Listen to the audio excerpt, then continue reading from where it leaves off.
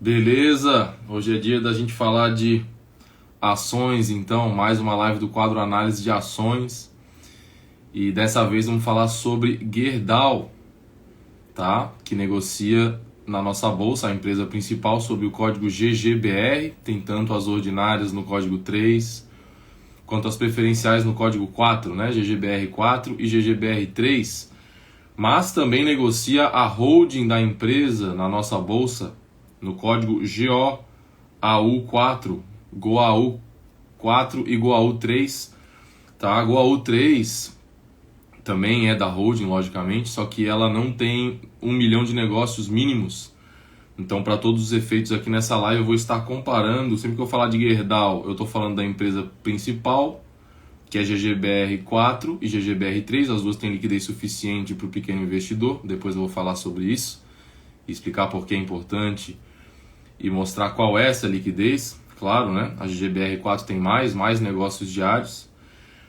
E a GOAU4, a holding, a gente vai analisar sempre a comparação que eu vou fazer, já com base nas perguntas que eu vi que vocês enviaram aqui, que estão muito boas, inclusive, e obrigado para quem envia. É a que tem negócio suficiente para o pequeno investidor poder realmente comparar a GOAU4 com a GGBR4, tá? Então, via de regra, eu vou usar essas duas para basear a nossa análise. A Gerdau é a 16ª empresa mais negociada da nossa bolsa, a ação mais negociada da nossa bolsa, com 260 milhões de negócios diários. É sempre legal comparar a liquidez, né?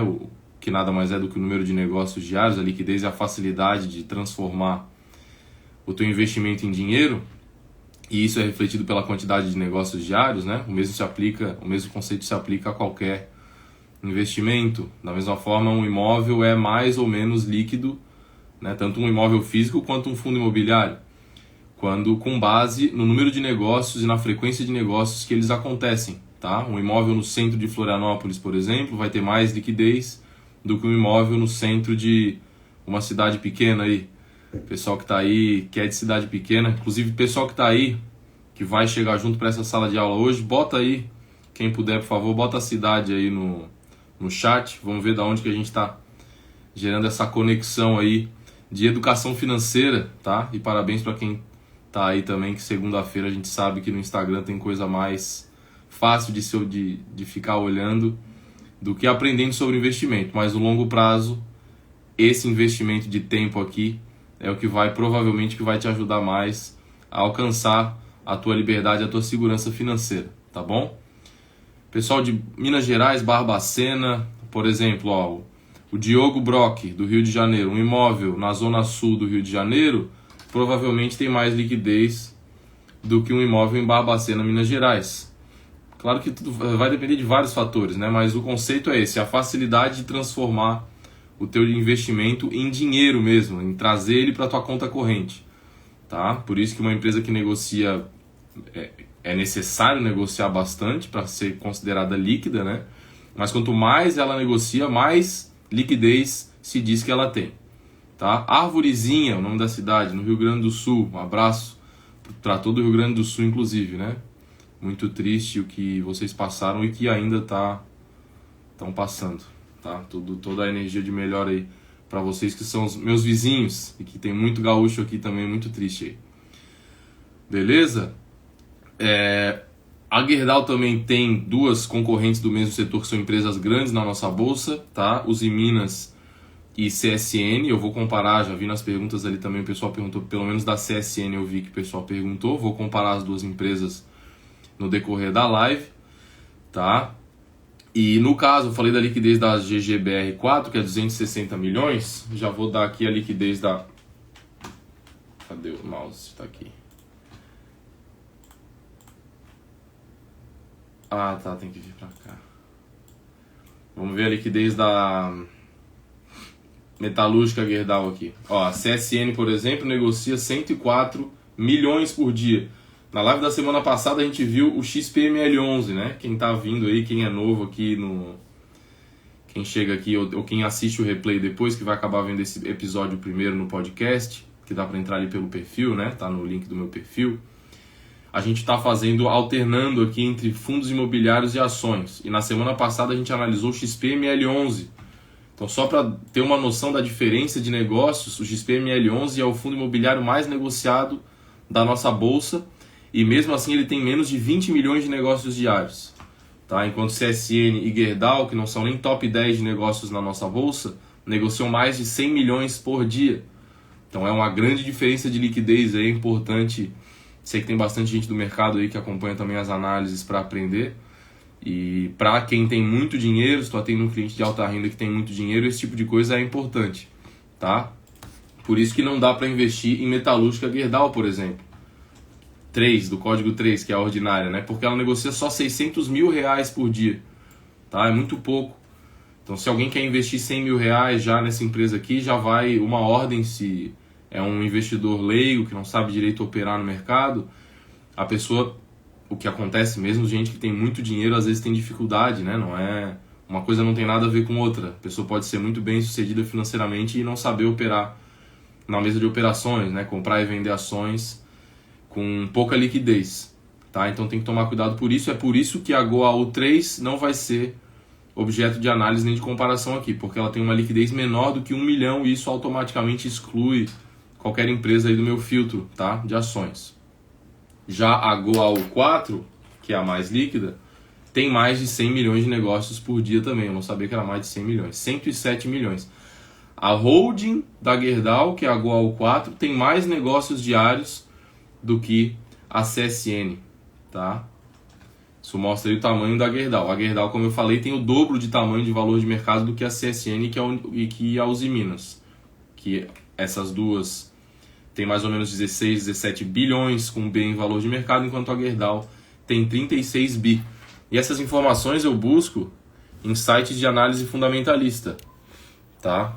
Esse aqui é um deles, que vocês que acompanham aqui há mais tempo já sabem, que eu estou falando nada mais é do que isso aqui, do valor de mercado, que é o valor que importa. É com base no valor de mercado que a gente tem, vai buscar os fundamentos de preço, como por exemplo, preço por lucro, preço por valor patrimonial, que são justamente a comparação desse valor aqui, que é o valor de mercado, o valor que a gente paga proporcionalmente para se tornar sócio, comparar eles com o lucro, no caso do preço por lucro, lógico, e com o valor patrimonial, no caso do valor patrimonial.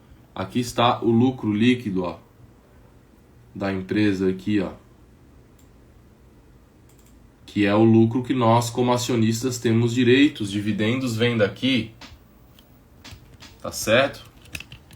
Então, investir em ações nada mais é do que investir em empresas, e para investir em empresas com segurança a gente tem que basear nossas decisões de investimento em dados, né, em fatos contábeis, né, que nada mais elas refletem nada mais do que o resultado da empresa, a geração de caixa no final das contas, que é o que importa para o acionista, porque lá na frente a gente vai colher os benefícios disso, tá? Seja por dividendos, que é quando a empresa pega esse lucro e distribui direto para nós, que no Brasil ainda é isento, tá? O que é uma vantagem bem boa para nós brasileiros aqui. Para quem é brasileiro, né?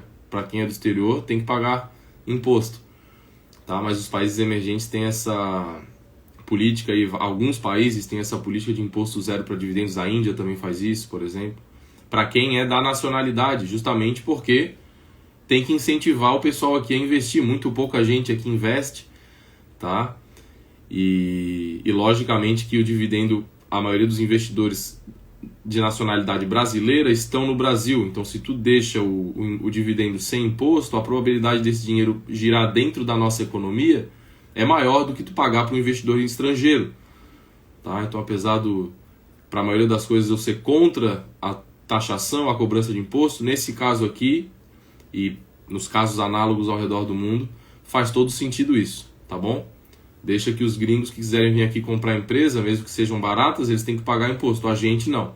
O que aumenta a nossa margem de segurança na comparação com a renda fixa. Por quê?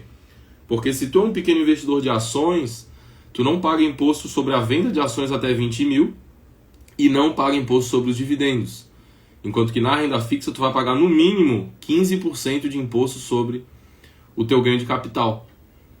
Tá? Então, quando eu falar de margem de segurança daqui a pouco ali, que eu vou fazer a comparação do preço, né, que é sempre um passo essencial para a gente analisar ações, Levem isso em consideração, eu não levo em consideração, justamente porque eu gosto de ser conservador.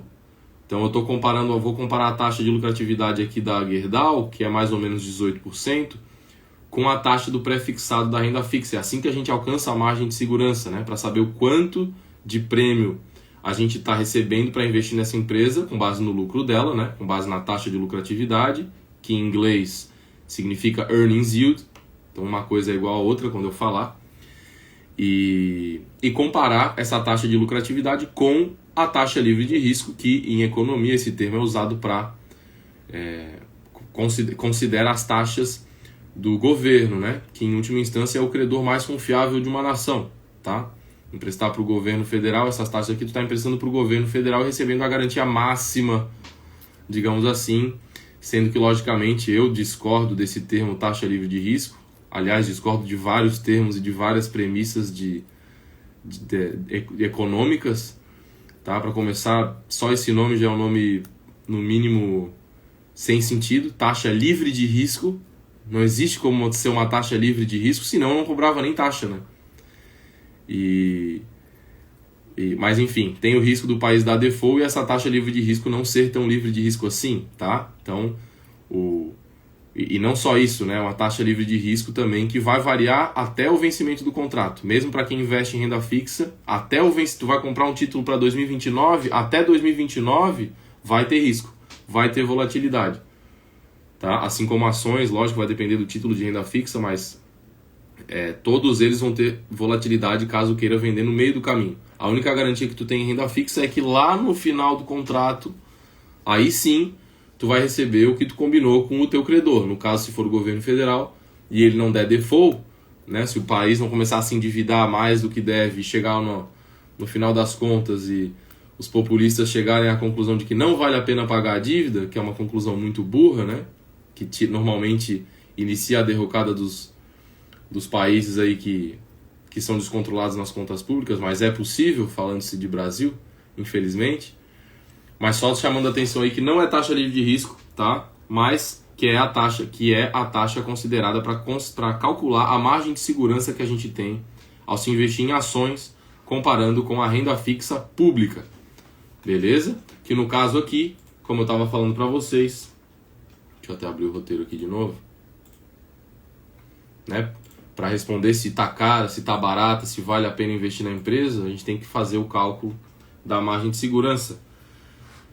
E no caso da Gerdau aqui, vamos primeiro pegar o earnings yield, que nada mais é do que a taxa de lucratividade, que é o lucro dividido pelo valor de mercado, tá? Ou simplesmente invertendo o preço por lucro, 1 dividido por 5,64, que dá 17,73%, que quando comparado aí com os 12% da renda fixa pré-fixada no Brasil, dá uma margem de segurança aí de quase 6%, tá? 6% sobre, se for calcular um sobre o outro, é quase 50%, né? Se considerar 18 sobre 12, dá quase 50%, quer dizer, dá 50%, só que é 17,73%, então é aproximadamente 50% de margem de segurança sobre a renda fixa pública no Brasil, tá? Então, nesse quesito, é um ponto positivo para a Gerdau, certo? Outros pontos positivos,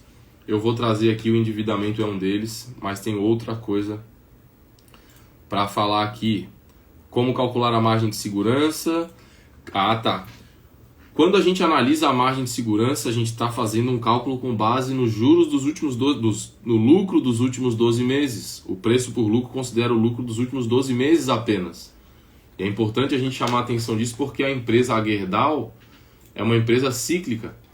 Então olha só o resultado que ela considera. Então se tu ficar considerando apenas o resultado dos últimos 12 meses, tu tem uma visão meio míope do negócio. Tu só está vendo o curtíssimo prazo, os últimos 4 trimestres, né? Que chega nesse resultado aqui. Só que o ideal e o que ensinam os grandes investidores é a gente olhar para um intervalo de 5 anos ou até 10 anos. E se a gente pega 10 anos aqui, a gente vê que a situação da empresa não é tão boa assim. Esse preço por lucro, essa taxa de lucratividade de hoje, ela não é tão sólida quanto de outras empresas, por exemplo. Vou botar aqui uma que eu já falei aqui, tem Tem até episódio gravado no podcast, quem depois quiser ir lá ver, ó. Essa aqui é uma empresa que eu invisto, Neo Energia, tá? Apesar dos pontos positivos. Tem algumas coisas bem parecidas aqui, ó, em questão de preço, ó. Preço por lucro tá parecido, preço por valor patrimonial tá parecido, mas olha a comparação de lucro. Por que é diferente uma coisa da outra? Nos últimos 10 anos, olha a taxa de crescimento aqui. Qual gráfico é mais bonito? Pagando pelo mesmo preço na mesma empresa, qual o investidor gosta mais? É lógico que é essa aqui, né? Nunca deu prejuízo nos últimos 10 anos. Mais consciência aqui no pagamento de dividendos. Não dá para concluir muita coisa sobre a política de dividendos só olhando isso aqui, mas já passa uma imagem inicial boa. Tá? E um crescimento consistente aqui de lucro líquido, que é o final. Eu estava em Uzi Minas? Não, ó, Gerdau. Gerdau, lucro da Gerdau.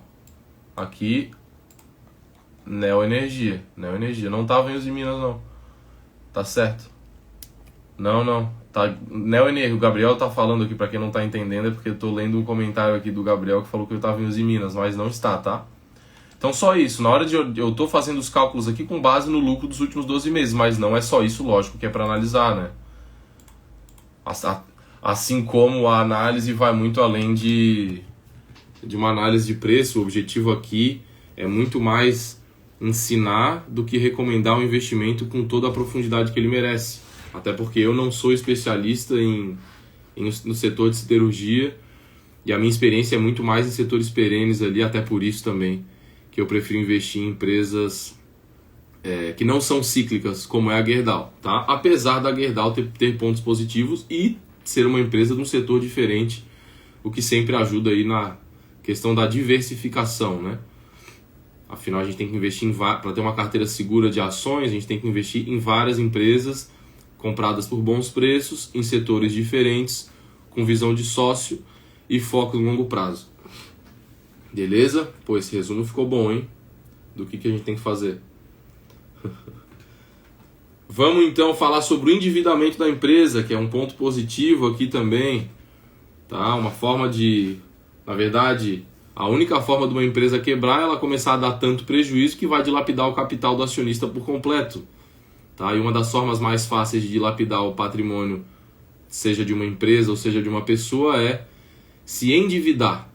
Tá bom? Assim como uma empresa, ou assim como uma pessoa, uma empresa tem que evitar se endividar, a não ser que o custo da dívida justifique um investimento com uma boa margem de segurança para dar um lucro acima desses juros, né? Lógico.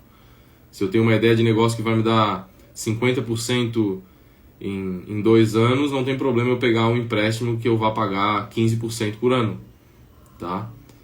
Agora, se uma empresa se endividou tanto que ela tem uma dívida 3 vezes acima, como é o caso da Uzi Minas, que eu vou comparar aqui depois, da CSN, desculpa, que eu vou comparar depois, já vai ter um peso bem grande ali de juros que o acionista, que é o dono da empresa, lógico, né? Nós como acionistas somos donos da empresa também, apesar de não podermos, quer dizer, podemos votar e indicar diretor, só que o nosso voto é irrelevante, na prática não podemos, né? Mas a dívida é nossa como acionista. Então uma empresa menos endividada significa que vai ter menos pressão de juros ali, ou seja, mais porcentagem do lucro líquido vai sobrar para o acionista, seja para receber via dividendos, aí vai ser uma questão da empresa, né, que ela vai decidir isso, ou seja para investir no próprio negócio e aumentar os lucros futuros, né? A decisão é sempre essa aí. Essa é a decisão de investimento das empresas. E o endividamento aqui da Gerdau é de 5 bilhões, 5,1 bilhões, tá? E aí o número bruto sempre assusta, e eu sempre falo que a gente aqui, quem é inteligente, minimamente inteligente, não fica falando muito de número bruto, número absoluto, mas sim de número proporcional, tá? Então 5,1 bilhões provavelmente é uma dívida bem cara aí para quem tá vendo aqui, quem tá acompanhando, né? Ninguém conseguiria aguentar os juros de uma dívida de 5 bi. Mas essa empresa tem um patrimônio líquido de 52 bi, o que leva a um índice de dívida sobre patrimônio de 0,11. Bira Ferreira, amo seu trabalho. Obrigado, Bira. Valeu, cara. Quem tá aí gosta do trabalho também, por favor, dá o like e encaminha para aquele amigo, amiga, familiar que vocês querem que aprenda a investir com segurança. Como vocês sabem aqui, Tem experiência, tem honestidade, tem integridade e tem independência, principalmente. Tá? O que eu falo aqui, esse projeto de educação financeira é gratuito, né? Eu venho aqui, assim como vocês, eu sou um investidor também, economizo meu dinheiro, invisto com segurança já há 13 anos. Claro, além disso, trabalhei e trabalho no mercado, tenho mais de 10 anos de experiência dentro, né? No setor de previdência, de gestão mesmo, de asset management. E tenho, né, sou formado na área, especialização na área, certificado tanto pela Ambima quanto pela Akpimec. Então tem conteúdo bom aqui, tá? Quem puder recomendar, agradeço muito, fortalece o trabalho aí. Beleza? Quero muito seu curso. Obrigado, cara. Aí a Andréa já tá falando ali, ó. Eu também, tanto que fui aluno da primeira turma, é verdade. A Andréa é querida demais. Valeu, Andréa, obrigado pelo depoimento. E o cara que falou embaixo, pensa em publicar um livro. O projeto todo começou quando eu publiquei um livro, tá? Que era um projeto que eu já tinha há muito tempo, eu tinha o livro pronto, a ideia do livro pronta já. E ele tá escrito, já tá pronto, já tem faz 3 anos, só que eu não costumo anunciar muito, tá? O livro, porque dá trabalho. Mas tá lá, tá muito bem avaliado inclusive, e recomendo, tá? É um livro sobre análise fundamentalista em ações, que inclusive vai muito além do que eu ensino aqui. Então, para quem tem interesse em aprender com mais profundidade que eu ensino aqui, até quem botou no chat agora que tem interesse até no curso, um passo primeiro ali seria o próprio livro, tá? Que é um investimento que vai ser bem mais barato do que o curso, né? Que envolve a mentoria também, envolve a comunidade direto comigo. E vai te dar um aprendizado muito grande, mais profundo, vai complementar muita coisa, vai te ajudar a entender muito o que eu ensino aqui nessas lives, beleza? Depois procura aí livro Vitor Sena, tem físico, tem digital, e tá na Amazon, tem o e-book, e na Clube de Autores, e também o Clube de Autores já tá distribuindo em outros canais aí, mas isso não é do meu controle, eu sinceramente não acompanho mais tanto assim. Beleza? Voltando aqui, tá? Às vezes na live a gente vai participando, interagindo junto aqui, mas não tem problema, o objetivo é justamente esse, tá? Perguntas que quiserem, daqui a pouco eu vou terminar, né, quando eu termino de fazer a análise de preço aqui, eu sempre vou para as perguntas ali, tem várias bem boas ali já. Quem quiser, só botar na caixinha ali de ponto de interrogação aqui da live, que em breve ali eu vou responder, daqui a pouco eu vou responder, tá? Depois de comparar com o da CSN, que eu estou justamente falando do endividamento, tá? Que, ó, no caso da CSN, ela tem um patrimônio líquido de... Lembrando, a Gerdau tem um patrimônio líquido de 51 bi e uma dívida de 5,1, 10%. A CSN tem um patrimônio de 17 bi e uma dívida líquida de 30 bi. Qual dessas duas empresas é mais fácil de quebrar? Qual dessas duas empresas apresenta mais risco para o acionista? Tá? Qual dessas empresas vai ter mais volatilidade com as variações da taxa de juros? Lembrando, essa dívida de 30 bi ela tem um custo. E o custo das dívidas de grandes empresas, esse aprendizado aqui, tá? Inclusive eu também vejo que tem bastante gente do mercado, até por isso acredito, né? Que são aprendizados profundos que quem tiver anotando e quem guardar é coisa que normalmente não se aprende, pouca gente sabe dessas interferências indiretas, né? Dessas correlações. E que é importante. Então, dívida líquida alta vai fazer com que a empresa seja mais volátil. Por quê? Porque qualquer alteração na taxa de juros, que no Brasil é uma das mais altas do mundo, né, sempre 10%, agora acima de 10, 12, chegou a 20%, né, algum tempo atrás, para quem já é mais velho no mercado. Então, cada uma dessas alterações de 0,5%, 1%, ela vai impactar na dívida, nos juros e, consequentemente, no resultado da empresa. Por quê? Porque o custo da tua dívida vai alterar sempre que a taxa de juros alterar também. Então é mais difícil de ver o resultado de empresas altamente endividadas, porque a atualização da dívida, do custo da dívida, faz com que os resultados variem muito, derivando dessa dívida e pouco derivando da operação da empresa mesmo, né? Da geração de receita, do controle de custos, tá certo? Então a CSN aqui, na comparação com a Gerdau, no quesito endividamento, é mais arriscada, tá? Além de ser mais cara também, mas depois eu vou falar de uma forma mais geral nesse quesito aí da comparação de Gerdau e CSN, que eu sei que tem uma pergunta específica para isso ali. Tá certo? Ainda sobre endividamento, existe outro indicador que é o dívida líquida sobre EBITDA, tá? Que aí tu compara não com o patrimônio líquido, assim como com as pessoas, né? Nós, pessoas normais, pessoas físicas, temos a nossa renda aí. Além da nossa renda, a gente tem o nosso patrimônio líquido. Tem os dois, tá? É análogo a nossa vida de pessoa física com a de pessoa jurídica. Nós temos a nossa renda, que nada mais é do que a nossa receita mensal, e o nosso lucro líquido mensal, que para algumas pessoas é prejuízo, né? Quem gasta mais do que ganha tem prejuízo mensal. Quem vive com menos do que ganha tem lucro mensal, tá? E a dívida líquida sobre patrimônio líquido vai considerar o tanto de dinheiro que tu tem, teu ativo menos o passivo, comparado à tua dívida. Então, uma pessoa que tem 400 mil num imóvel, mais 100 mil num carro, e tem uma dívida de 100 mil, vai ter um nível de endividamento aí de 20%. Né? 100 mil por 500 mil. Só que outro indicador importante também é o da renda. Tá? A pessoa tem que também ter uma renda que não seja tão pequena quando comparada ao endividamento. Porque se a tua dívida sobre o patrimônio e a tua dívida sobre a renda for muito grande, acabou. Em pouco tempo vai à falência. Tá certo? Então, nesse quesito aqui, a Gerdau é positiva porque tem tanto o endividamento baixo em termos de patrimônio líquido, quanto de fluxo de... Cadê o do fluxo de caixa aqui? Quanto de renda, né? Quanto de lucro operacional.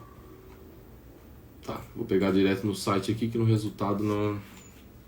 Ó, o site Status Invest, ele já mastiga pra gente esses indicadores, olha só.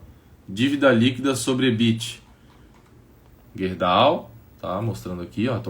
Esse site aqui, para quem tá vendo o replay depois, é o site Status Invest. Ele já mastiga para nós aqui os indicadores fundamentalistas, da mesma forma que o fundamentos.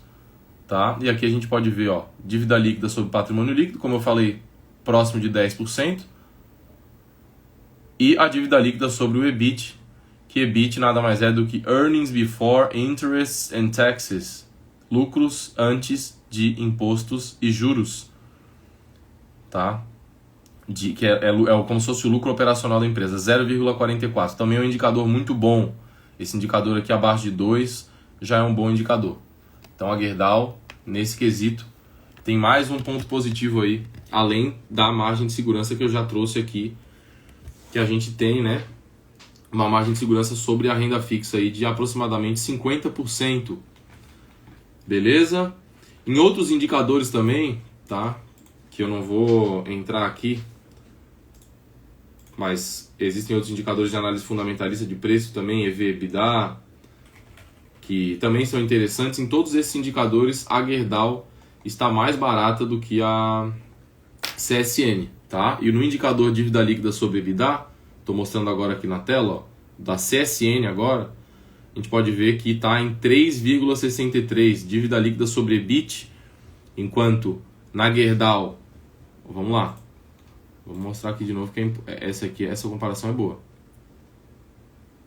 Então, enquanto na Gerdau a gente tem dívida líquida sobre patrimônio líquido de 0,11 e sobre EBIT de 0,44, olha só quanto é que é na CSN. 1,73 ou 173% de dívida líquida sobre patrimônio líquido e 577% de dívida líquida sobre EBIT. Tá? Um cenário muito pior aqui para a CSN na comparação com a Gerdau. Isso que a CSN, além disso, também está mais cara no preço por valor patrimonial e também mais cara no indicador preço por lucro, além de ser uma empresa menor, tá? Com metade do tamanho da Gerdau. Uma coisa interessante que eu vi aqui no resultado e queria mostrar para vocês, tá? E que isso inclusive é um case de... Quem não estudou administração, né, não sabe, mas eu aprendi isso tanto aqui na Federal, vi esse case tanto aqui na Federal quanto em Harvard, na especialização que eu faço lá fora, que é a vinculação, a correlação que tem, não questione porquê, mas dá para entender os motivos, né? Correlação não se discute, né? Se a base estatística é suficiente, mas existe uma correlação de um estudo, se depois vocês jogarem no Google, quem quiser, tiver interesse para pesquisar sobre essa correlação entre acidente de trabalho e sucesso empresarial. Tá? Bem interessante aí, eu não lembro mais especificamente, mas já vi 2 vezes sobre isso. E me chamou a atenção porque é a primeira informação da página do resultado aqui da Gerdau. Tá? Olha só, uma redução desde 2017 aqui de mais da metade do índice de acidentes de trabalho. Isso ajuda, né, a empresa a gastar menos, primeiro de tudo, gastar menos com indenização de funcionários, claro, mas principalmente cria um ambiente onde os funcionários gostam mais da empresa, né, e funcionários mais satisfeitos, eles tendem a ser mais fiéis, tendem a trabalhar com mais assiduidade, com mais eficiência, tendem a querer dar mais resultado. É o princípio da reciprocidade, ele funciona em qualquer lugar, né? E nada melhor do que dar uma segurança aí para os seus trabalhadores que trabalham aí com risco de vida, né? Quem trabalha em fábrica e tal, infelizmente tem isso. Mas a Gerdau está fazendo um bom trabalho aí. Então, mais um ponto positivo para a empresa, que não é só por isso, mas também porque todo o resultado aqui da empresa, depois quem quiser entrar e acessar esse resultado aqui, ele é bem explicativo para quem quer conhecer a empresa, né? Quem quer se tornar investidor e conhecer de onde vem a receita. Ele tem os gráficos bem bons, mostra a divisão do resultado da empresa entre Brasil, América do Sul, América do Norte, que é outro ponto positivo da Gerdau. Tá? A empresa tem 54% do EBITDA trimestral, tá, desse último resultado, vinculado ao dólar, vendas nos Estados Unidos. Tá? Então, mesmo investindo no Brasil, com os benefícios fiscais que tu tem aqui de receber dividendo isento, tu tá com a receita, uma parte da tua receita ao investir em Gerdau atrelada ao dólar. Isso é bom para fins de diversificação aqui no Brasil, né? A gente quer empresas de diferentes setores que reajam de forma diferente a diferentes mudanças macroeconômicas. Então, se o dólar disparar, a Gerdau é uma empresa da tua carteira que, caso, lógico, ela consiga manter o fornecimento e a receita lá fora, tá? Mas é uma empresa sólida, antiga já, então provavelmente ela consegue. Ela vai ter essa receita atrelada em dólar, que se o dólar disparar, vai beneficiar a empresa na comparação com o real aqui no Brasil. Tá? Da mesma forma, se o Brasil disparar, começar a ser um lugar que atraia cada vez mais investimentos do que os Estados Unidos, a Gerdau tende a sofrer um pouco porque tem quase metade da receita aí vinculada ao dólar. Tá? Mas no longo prazo, apostar no Brasil aí com esse cenário aí de Lula e Bolsonaro é meio triste. Por isso que eu acho que é um ponto positivo essa vinculação ao dólar, tá? Apesar de que lá fora também o cenário de administração pública global não tá muito me agradando muito não, infelizmente. Tá? Por isso que eu gosto mesmo é investir com bastante margem de segurança, em diversificar entre empresas que são sólidas, com baixo endividamento, e ficar na moita. Apesar de eu ser um investidor considerado muito agressivo, né, que eu invisto a maior parte do meu dinheiro em ações, mas dentro das ações existem investidores agressivos e mais conservadores, né, mesmo para quem é agressivo e está dentro do mercado de ações. Então a minha carteira preza muito pela margem de segurança, pelos dividendos, né, que são isentos no Brasil e te dão um retorno isento, né, como eu falei, o que aumenta a nossa margem de segurança na comparação com a renda fixa, onde tu paga no mínimo 15%. Tá? Para quem não sabe, na renda fixa é assim, é uma taxa regressiva de imposto de renda. Então, quanto mais tempo tu deixa o teu dinheiro investido na renda fixa, menos imposto de renda tu vai pagar. Começa com 22,5%. Tá? Se tu compra um título de renda fixa do governo federal, um IPCA+, 2029, por exemplo, que hoje, e tu saca daqui a um mês, tu vai pagar 22,5% sobre o teu ganho de capital, tá? Se tu tiver ganho, lógico, tá? Porque tu está vendendo com antecedência. Agora, depois de 6 meses, esses 22,5% cai para 20%, tá? Depois de um ano, cai para 17,5%. E depois de 2 anos, aí é o limite máximo, é o mínimo, tá? Para renda fixa que não é isenta, que é de 15% sobre o ganho de capital, tá? 15% contra 0% para quem investe em ações com isenção de dividendos e vende menos de 20 mil reais por mês, dá uma baita diferença, né? Melhor esses 15% ficarem para nós, para a gente reinvestir e alcançar a liberdade financeira mais rápido ou garantir uma aposentadoria maior lá na frente, do que pagar para o governo, né? Que a gente sabe que volta muito pouco para o povo. Beleza, então. Vinculação da empresa com o dólar, falei. Por que a Gerdau caiu 30% em um ano? Ou por que os grandes bancos e as casas começaram a revisar para baixo as projeções de Gerdau e outras siderúrgicas? Se eu anotei essa pergunta, eu anotei do direct. E já mudou um pouco isso, né? Os bancos já começaram a recomendar novamente a Gerdau ou revisar para cima as projeções de Gerdau, porque o governo, justamente o governo federal, aprovou medidas protecionistas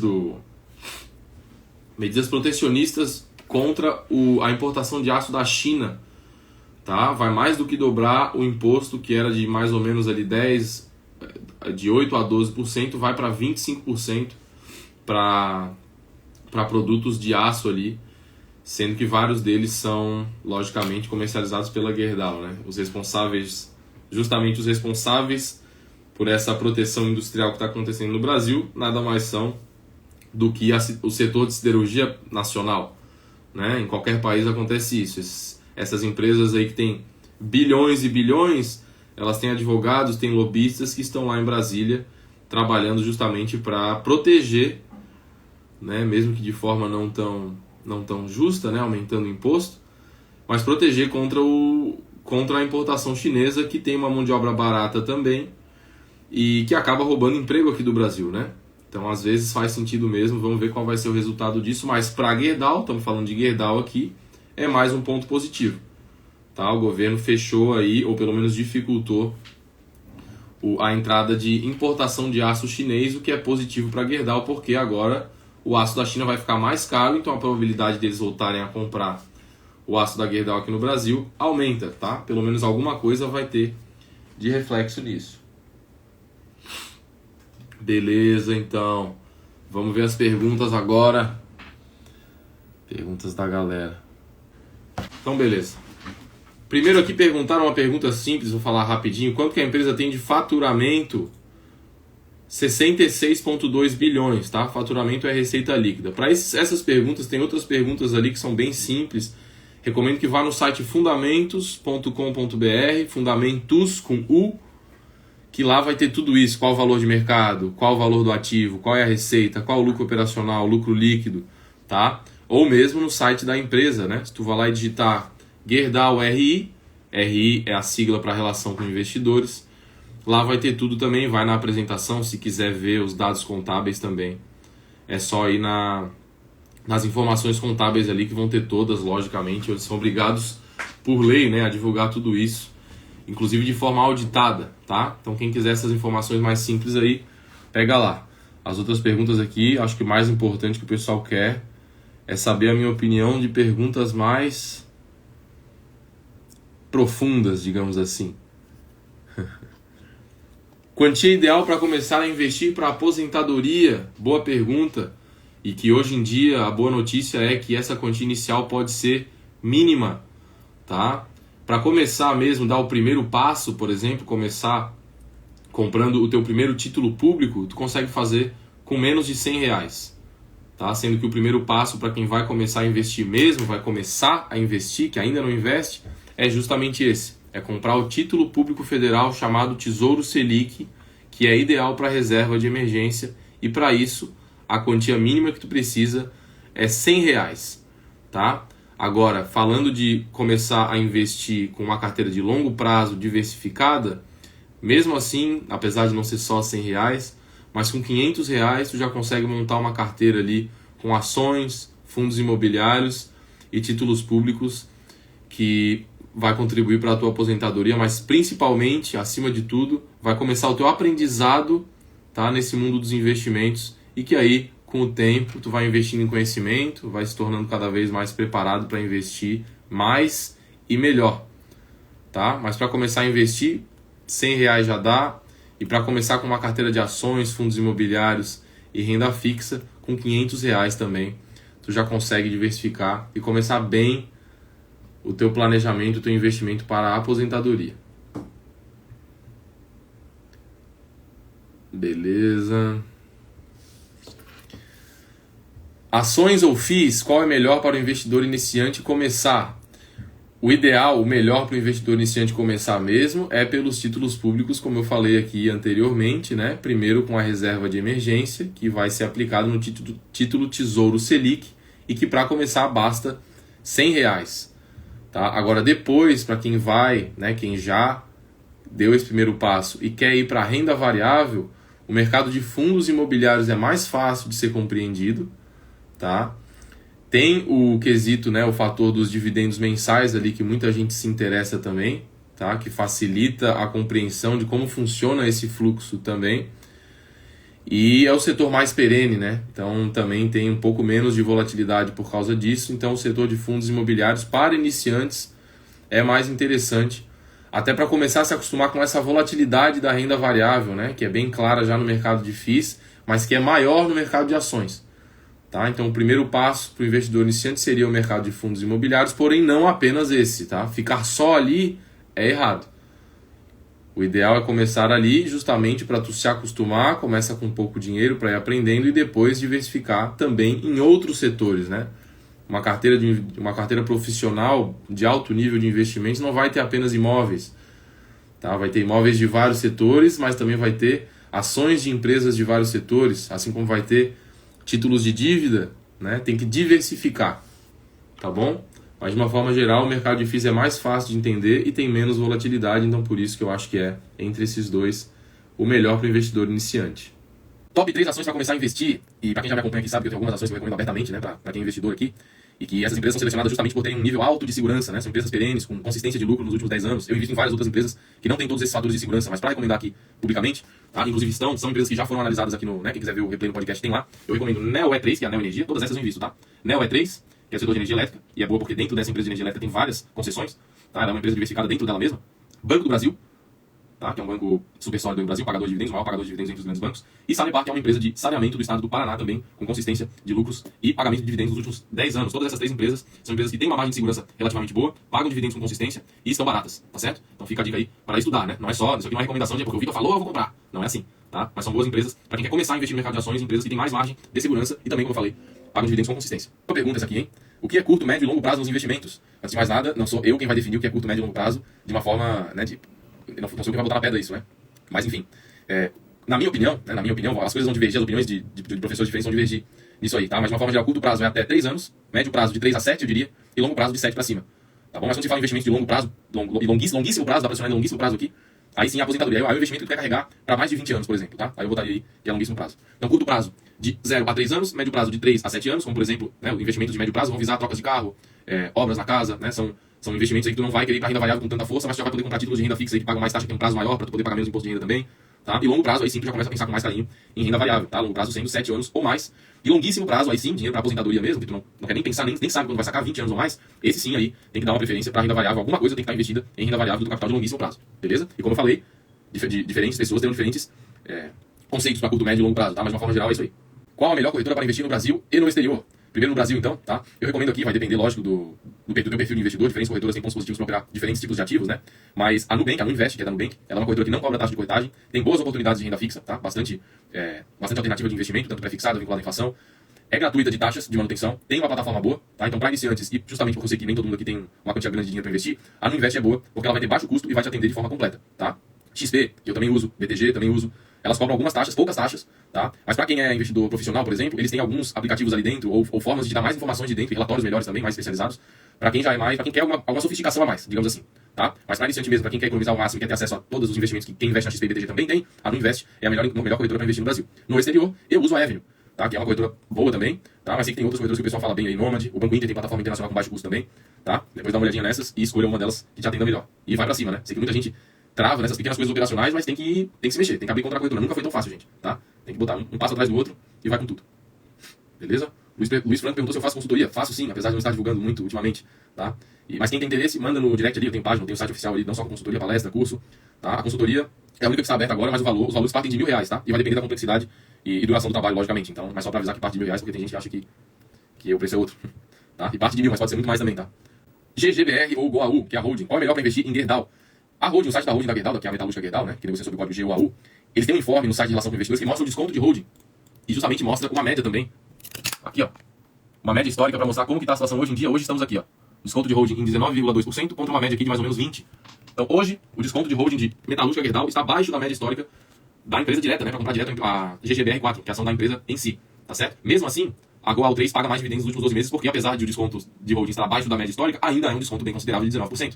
Beleza? Então, dependendo do ponto de vista, vai ser melhor investir em Gerdau ou em Metalúrgica Gerdau, que é a holding. Tá? Como eu valorizo mais o desconto, mesmo que a Metalúrgica Gerdau esteja negociando um pouco abaixo da média histórica de desconto de holding, eu preferiria investir através da Metalúrgica Gerdau, ou seja, código GOAU4. Como começar a investir com segurança para a aposentadoria? Primeiro passo de tudo vai ser abrir conta na corretora, que eu falei aqui agora há pouco, uma boa corretora para iniciantes, tá? No Invest, não cobra taxa de manutenção de conta, não cobra corretagem para investir em ações nem fundos imobiliários, e tem uma plataforma muito boa para investir tanto em renda variável quanto em renda fixa, que inclusive é o lugar ideal para começar a investir com segurança para a tua aposentadoria, né? Na renda fixa, mais especificamente montando a tua reserva de emergência no título público Tesouro Selic, tá? Esse título público que rende todo dia para cima, diário, tá? Por isso que ele é ideal para reserva de emergência. Tu pode sacar de um dia para o outro, então tem alta liquidez. Então o primeiro passo é justamente começar a formar a tua reserva de emergência enquanto tu investe em conhecimento para se tornar apto a investir em outros títulos públicos mais ideais para médio e longo prazo e também com o tempo em renda variável, ações e fundos imobiliários, que são os mercados que vão te dar o maior retorno, né, no longo prazo, a maior rentabilidade média, ou seja, o que vai acelerar a tua liberdade financeira, ou lógico, né, se tu quiser não parar de trabalhar, vai não só acelerar, mas como construir uma aposentadoria maior, com poder de compra, com uma renda de aposentadoria maior lá na frente, se tu souber investir em renda variável com segurança, com base na análise fundamentalista, né, que nos é ensinada pelos grandes investidores e que eu ensino aqui também. No quadro análise de ações e FIIs. Roger Santos, qual corretora? Essa que eu falei era no Invest, tá? Cobra 0 de corretagem. A XP cobra 4,90. É o mínimo. Porque tu negociou na tua, né? Depende do escritório da XP, cobra 30. Depende da forma como tu opera na XP, eles cobram porcentagem. Tem que tudo ficar ligado, tá? Muita gente ali do... Bira, gestão de patrimônio, faça acompanhamento independente sim também, tá? Quem tem interesse nessas coisas, nesses serviços aí, consultoria, gestão, pode mandar direct no...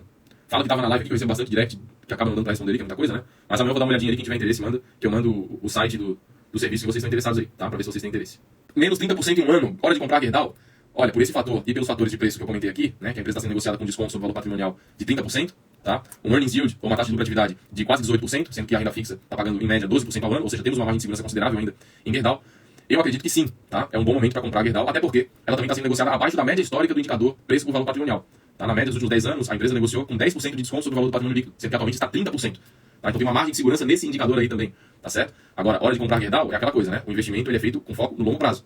Mas claro, como caiu 30% em um ano, e é o que tudo indica, a empresa está barata, comparado não apenas ao seu preço histórico, mas também comparando com outras empresas do mesmo setor, como a CSN, que é mais cara e muito mais endividada, tá? Eu acho sim que é uma boa hora para quem tem interesse em comprar ações da Gerdau. Beleza, meus caros? Essa foi mais uma live do quadro Análise de Ações, espero que vocês tenham gostado, tá? Fica sempre aqui o pedido para compartilhar esse projeto de educação financeira com amigos ou familiares que vocês querem que aprendam a investir com segurança e independência. Obrigado para quem mandou pergunta, boa semana para todos. E a gente se vê nas próximas aí, tá? Segunda-feira, 8 horas. Quem quiser acompanhar e participar junto aqui, vocês já sabem, estão todos convidados. Grande abraço. Mais um outro benefício foi ganhar as ações que haviam recomprado. Foi top, sim. Teve da Gerdau, né? Roger tá falando, sim. Corretora Toro é uma boa para iniciantes? Eu não tenho conhecimento, nunca entrei na Toro, tá? Mas analisa essas coisas que eu citei aqui. Taxa de manutenção de conta, taxa de corretagem, plataforma e oportunidades de renda fixa. Beleza, meus caros? 1 hora de live aqui, conteúdo raiz, pesado. Um grande abraço e até a próxima. Valeu, tchau!